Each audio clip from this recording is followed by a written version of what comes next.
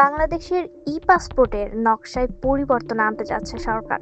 ইতিমধ্যেই এক নীতিগত সিদ্ধান্ত গ্রহণ করা হয়েছে, যেখানে বঙ্গবন্ধু শেখ মুজিবুর রহমানের মাজার, নৌকা এবং জলছাপের মতো বিদ্যমান চিত্রগুলোর পরিবর্তে দেশের প্রাকৃতিক সম্পদের ছবি অন্তর্ভুক্ত করার পরিকল্পনা করা হয়েছে।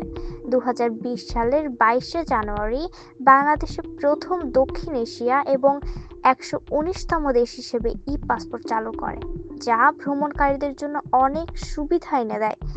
ই-পাসপোর্টের অন্যতম প্রধান সুবিধা হলো ই-গেট ব্যবহার করে দ্রুত এবং সহজভাবে ইমিগ্রেশন প্রক্রিয়া সম্পন্ন করা যায়। এতে ভিসা চেকিংয়ের দীর্ঘ লাইনে দাঁড়ানো থেকে রক্ষা পাওয়া যায়, ফলে ভ্রমণকারীরা আরও দ্রুত গন্তব্যে পৌঁছাতে পারেন। এটি দেশের আন্তর্জাতিক মান বৃদ্ধির পাশাপাশি বিদেশি পর্যটকদের এবং বিনিয়োগকারীদের জন্য বাংলাদেশের প্রতি আগ্রহ তৈরি করতে সাহায্য করবে। বাংলাদেশের প্রাকৃতিক সম্পদের প্রচুর বৈচিত্র্য রয়েছে, যা বিশ্বের কাছে তুলে ধরা এক বিশাল সুযোগ হতে পারে। বর্তমানে এই নকশার পরিবর্তনটি চালু হওয়ার জন্য কার্যক্রম চলছে এবং খুব শীঘ্রই এটি বাস্তবায়িত হবে বলে আশাবাদী সরকার।